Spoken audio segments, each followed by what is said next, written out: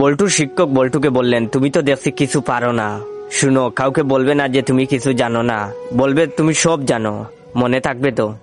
বল্টু বলল, আচ্ছা স্যার। তারপর বল্টু বাড়িতে ফিরল, ফিরেই মাকে সামনে পেল।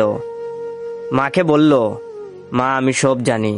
তখন বল্টুর মা বললেন, আরে দূর বুকা, তোর পাশের বাড়ির আঙ্কেল তো শুধু চা খেতে এখানে আসেন, এর চেয়ে বেশি কিছু না। এই নে 100 টাকা, মুখ বন্ধ রাখিস। বল্টু তো অবাক। এরপরে বল্টু তার বড় দিদির সামনে এসে দাঁড়ালো এবং তার বড় দিদিকে বলল, দিদি আমি সব জানি।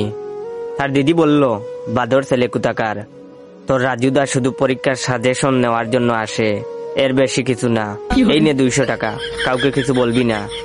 বল্টু এবার তার বৌদির কাছে গেল এবং বলল, বৌদি আমি সব জানি। তখন তার বৌদি বলল, এক চড় দেব, সব জানিস যখন মুখ খুলিস কেন? এই নে 500 টাকা, মুখ খুলবি না। বল্টু তো খুশিতে আত্মহারা। তারপর বল্টু তার বাড়ির প্রতিবেশীর কাছে গেল এবং বল্টু বলল, কাকু কাকু আমি সব জানি। তখন তার প্রতিবেশী বললেন, সব জানিস যখন তাহলে আর কাকু বলে ডাকছিস কেন? আয় খুকা, আমার বুকে আয়।